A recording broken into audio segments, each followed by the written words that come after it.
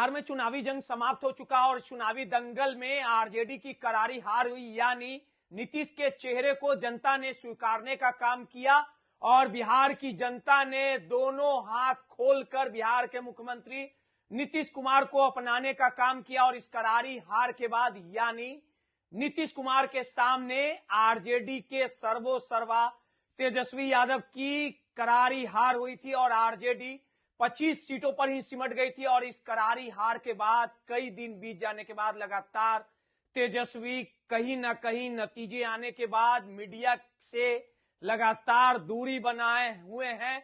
लगातार अपने आवास पे समीक्षा बैठक की, तमाम जीते हुए विधायक, हारे हुए विधायक से लगातार उनके साथ वार्तालाप किया, लेकिन लगातार मीडिया से तेजस्वी यादव बचते नजर आए। यानी मीडिया लगातार ये जानना चाह रहा था कि आखिर तेजस्वी यादव की बिहार में होने वाले चुनाव को लेकर जो हवा थी, जो हवाओं के रुख को बदलने की बात तेजस्वी यादव कहते थे, आखिर जनता ने तेजस्वी को कैसे नकार दिया। आखिर बिहार की सबसे बड़ी पार्टी आरजेडी कैसे 25 सीटों पे सिमट गई। आखिर क्यों तेजस्वी का जादू नहीं चला। इन तमाम सवालों के जवाब आज भी मीडिया तेजस्वी से जानना चाहती है। आखिर कहां तेजस्वी की कमी रह गई, आखिर तेजस्वी का जादू, लालू यादव का जादू बिहार में सर चढ़कर क्यों नहीं बोल पाया। और इस चुनावी नतीजों में नीतीश कुमार ने प्रचंड जीत हासिल की। यानी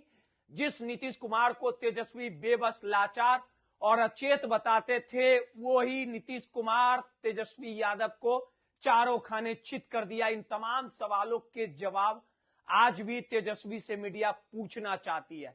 कई दिन बीत जाने के बाद शीतकालीन सत्र 5 दिनों का बिहार विधानसभा में चला। 2 दिनों तक तेजस्वी नजर आए, लेकिन बिना कुछ कहे मीडिया से चलते बने। और उसके बाद 3 दिनों तक यूरोप के दौरे पर तेजस्वी रवाना हो गए। लगातार तेजस्वी से बात करने के लिए, तेजस्वी के दिल के बात को समझने के लिए जनता तेजस्वी से मिलना चाहती है, तेजस्वी से हर एक सवालों का जवाब पूछना चाहती है। लेकिन इस चुनावी नतीजों के बाद तेजस्वी लगातार मीडिया से दूरी बनाए हुए हैं। लेकिन आखिरकार इस हार के बाद तेजस्वी यादव का जो चुप्पी थी, तेजस्वी यादव ने आखिरकार उसे तोड़ने का काम किया।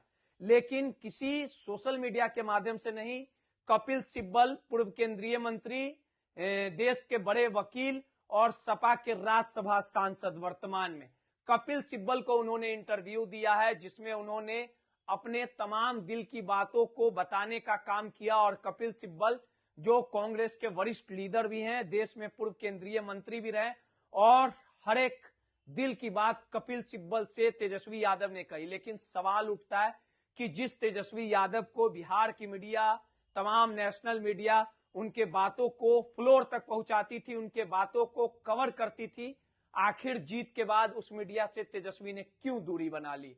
अगर तेजस्वी को अपने मन की बात करनी थी तो मीडिया पे आके रख सकते थे। शायद तेजस्वी को इस बात का डर है कि परिवार प्रकरण से लेके हार के सवालों का जवाब तेजस्वी नहीं दे पाएंगे।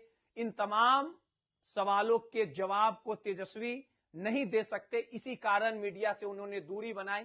लेकिन आखिरकार तेजस्वी ने जो मीडिया से दूरी बनाने के बाद जो जुबान को खामोश रखा था, जो उनके चेहरे पे मायूसी थी, सदमे में थे, आखिरकार उसे कपिल सिब्बल के पॉडकास्ट प्रोग्राम में तेजस्वी ने हर एक वो बातों को बताया। और उन्होंने साफ तौर पे कहा कि आखिरकार लोकतंत्र जो है वो हार गया और मशीनरी जीत गई। यानी तेजस्वी यादव का साफ तौर पे कहना था कि 10-10 हजार रुपए दे के वर्तमान सरकार ने वोट को खरीदने का काम किया। लेकिन सवाल फिर उठता है कि आखिर तेजस्वी को जो नीतीश कुमार से मुकाबला करना चाहते थे, नीतीश कुमार की धमाकेदार जीत हुई, 10वीं बार मुख्यमंत्री पद की शपथ लिए, अब चुनाव समाप्त हो चुके, नई सरकार का गठन हो चुका।